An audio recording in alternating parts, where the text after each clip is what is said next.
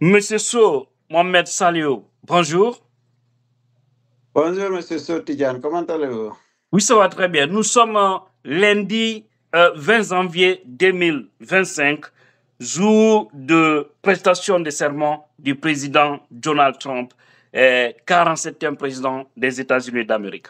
Mais aujourd'hui, il y a la peur au ventre de beaucoup de jeunes, surtout qui sont rentrés en passant par Nicaragua et venir par Mexique et rentrer aux États-Unis, les infos qui coulent. Alors, qu'est-ce que vous avez à dire à tous ces milliers d'Africains, d'où qu'ils viennent, et par rapport à tout ça? Parce qu'on a vu quelque chose qui est sorti et nous allons lire ça petit à petit.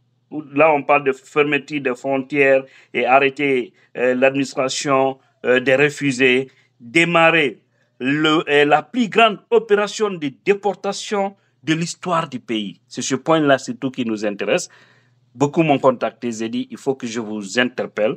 Vous allez essayer d'en parler un peu. Oui, cette affaire de déportation. Voilà, justement, Trump prêtera serment aujourd'hui à 12 heures. Constitutionnellement, quand il est 12 heures à Washington, il sera président. Qu'il prête serment ou pas, constitutionnellement, il sera président. Maintenant, Trump est l'homme de parole. En 2016, quand il était devenu président, le 45e président à l'époque, toutes les promesses électorales qu'il avait faites, il avait essayé de les respecter. Maintenant, pour le 2000, son deuxième mandat, c'est-à-dire Trump 2.0, comme on dit, 47e président, il avait promis et repromis qu'il fera le plus grande déportation de l'histoire des États-Unis. Initialement, selon les indiscrétions, il y a 1,080,000 immigrés qui sont appelés à sortir du territoire américain, qui sont toujours là. Cela a été en première position. Et ceux qui ont commis des crimes aussi dans le pays étaient aussi visés en première position. Mais récemment, selon le New York Times et le Wall Street Journal, ils vont faire des rafles dans deux grandes villes américaines, notamment Chicago et New York. Ils vont envoyer 200 agents à New York, 200 agents et 150, je crois, agents à Chicago. Certainement, ils ont des endroits où ils vont partir, ils ont déjà des noms à recueillir et à arrêter. Donc, qu'est-ce qu'il faut faire? D'abord, je sais que les gens vont dire, oh, il nous fait peur. Non, non, ne c'est pas ça. Il faut quitter les CELTA si vous pouvez. Mais c'est trop tard maintenant, on a parlé de ça. Il faut quitter le CELTA, le foyer d'immigrés. C'est-à-dire, dès que vous travaillez dans ce pays, arrêtez de continuer à passer votre vie dans des CELTA, dans des lieux c'est-à-dire où vous rencontrez n'importe quel genre de personnes qui viennent dans les 5 coins du monde. Soyez vous-même, cotisez, restez dans une chambre, c'est mieux. Oui. Maintenant, qu'est-ce qu'il faut faire? Il faut se munir des documents prouvant que vous avez déjà déposé votre demande d'asile, que votre demande d'asile est en cours. La lettre qu'on vous envoie après avoir déposé votre asile, qu'on appelle la lettre de réception, stipule que vous avez le droit de rester dans le territoire américain jusqu'à ce que votre demande d'asile termine. Donc, il faut se munir de cette lettre-là. Avoir sa carte de travail, permis de travail avec soi. C'est très important. Le permis de travail qu'on appelle walking.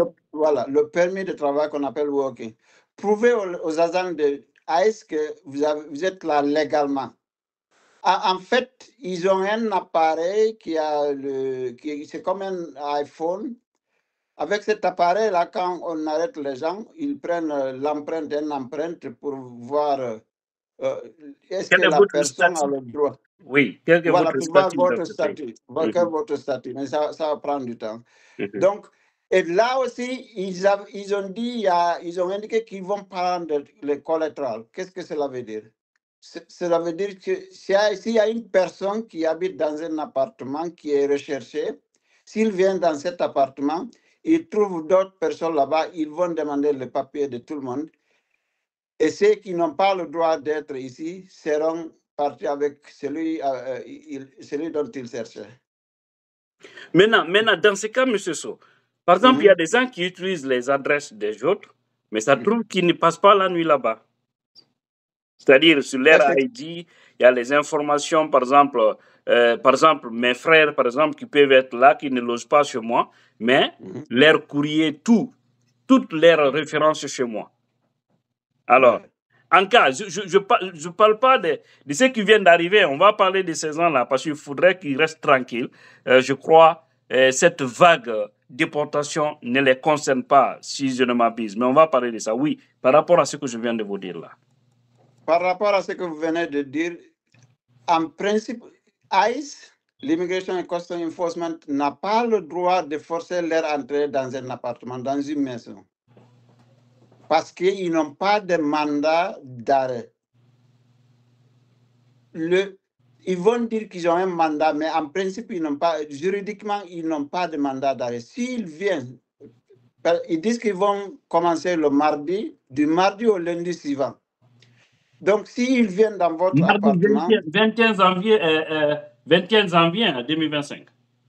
Voilà, voilà justement. Le mardi 21 janvier. S'ils viennent, ils vont taper à la porte. Vous saurez que ce sont eux parce qu'ils tapent avec force. Donc, si vous n'attendez pas à un étranger qui vient à la maison, n'ouvrez pas. Ils vont dire police. Ils sont de police fédérale. Si vous pouvez demander leur quel genre de police. What type of police are you? Ils vont dire ICE police ou federal police. Ils n'ont pas droit d'entrer dans votre maison, sauf s'ils ont un mandat d'arrêt signé par un juge. Et ils n'ont pas ça, parce que l'immigration, ce n'est pas un crime en soi, c'est une violation. Donc, n'ouvrez pas les portes si vous n'attendez pas à quelqu'un. Ici aux États-Unis, quand quelqu'un vient chez vous, il va dire écoutez, je viens à telle heure chez toi. Oui. Si vous n'avez pas de programme avec quelqu'un, voilà, n'ouvrez pas. Ouais. N'ouvrez pas. Si par hasard il rentre, ne résistez pas. Montrez-leur que vous avez le droit d'être dans le sol américain. OK. Maintenant, M. So, par rapport à cette situation, cette déportation dont on parle, et il paraîtrait que ce sont des grands bandits et tout ce qui s'ensuit. Ce n'est pas les gens qui sont rentrés, par exemple, à Nicaragua, qui n'ont rien à voir avec les problèmes, ou bien ça concerne tous ceux qui sont illégalement dans le pays? En principe, ceux qui sont rentrés par Nicaragua, par les frontières du Sud, Mexique, donc, qui ont leurs papiers devant un juge, qui ont leur asile, demande d'asile en cours. Ils sont là légalement. Parce que déjà, ils sont reconnus par les autorités qui les ont donné un papier de travail et puis qui sont en train de traiter leur dossier. Parce que je sais quand même d'autres ont eu les papiers. Hein. Ça n'a même pas fait un an, j'ai vu ici des jeunes qui sont venus il n'y a pas un an ici aux États-Unis. Ça m'a surpris. Ils ont déjà les green cards, les cartes vertes. Moi j'en ai vu plein. Et je vois presque chaque jour ou bien chaque semaine. C'est-à-dire, ceux-là sont là légalement. Si vous avez, c'est-à-dire, ceux qui sont venus de Nicaragua, il y a beaucoup qui sont aussi en déportation parce qu'ils n'ont pas allé à leur rendez-vous avec le juge. Et ça, c'est automatique. Okay. Et ouvrir, voilà. Donc, c'est là, si vous êtes en état, c'est-à-dire si on vous a dit de quitter le territoire, dans ce cas, il faut se cacher. C'est-à-dire, si je comprends, c'est les grands bandits, ceux dont ils ont dit de quitter le pays, qui ont refusé de quitter, qui sont toujours là. Et ce sont eux qui sont concernés par cette vague déportation de Trump pour un premier temps, c'est ça? Voilà, c'est ça. OK. Et que les autres qui ont déjà leur walk-in, dont leur dossier se trouve devant un juge, s'ils n'ont rien fait de mal, ils n'ont pas fait de crime, ils n'ont rien fait de mal ici, et ils n'ont pas de problème. Et en principe, ils n'ont pas de problème. Monsieur So, un mot de la fin? Essayez d'avoir un bon avocat. Ceux qui n'ont pas d'avocat n'ont pas d'excuses. Prenez un avocat, suivez vos dossiers, restez tranquille, ne commettez pas de crimes dans le pays. You will be fine. Vous serez tranquille. Mais ne faites pas comme nous qui sont venus ici dans les années 2000. Tout ce que vous gagnez, vous envoyez au pays sans dépenser, sans investir s'installer ici. proprement, sans investir ici et s'installer ici proprement. Donc, trouvez un avocat qui va suivre vos dossiers et rester tranquille. Et si vous pouvez quitter le shelter le plus tôt possible. OK, monsieur So. Il y a un aspect que je voulais ajouter. On dit New York City, c'est Sanctuary City, c'est-à-dire une ville sanctuaire. Mais sachez que le maire de New York est très en accord avec Donald Trump. Il a lui-même reçu Tom Homan 2 fois à New York City. Le maire de New York City, le jeudi passé, était à Mar-a-Lago, c'est-à-dire la résidence privée de Trump à Floride. Donc, pourquoi il est parti là-bas? Il l'a reçu pendant 2 heures de temps, on ne sait pas. Mais lui-même, il a des problèmes, donc il commande la grâce de Trump. Donc, il faut faire très attention. Il ne faut pas se dire que parce que je suis à New York City, je suis tranquille. Personne n'est tranquille actuellement.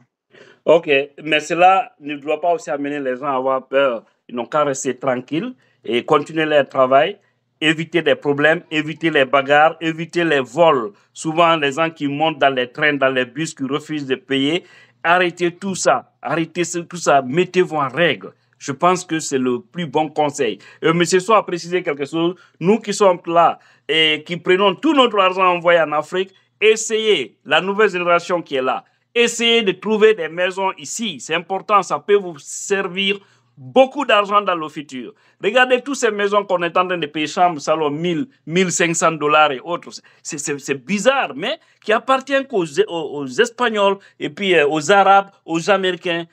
Peu d'Africains ont des maisons ici parce que nous, tous nos investissements, c'est chez nous. C'est normal d'investir chez nous, mais là où nous vivons, là où nous gagnons notre vie, essayons de garantir ça aussi pour notre futur. Monsieur So, avant de finir avec cette vidéo, et vous êtes dans quel service actuellement? Parce que vous avez duré dans ce pays et même vous entendre parler le français, on voit que vous avez presque oublié le français et ça se comprend aussi, oui.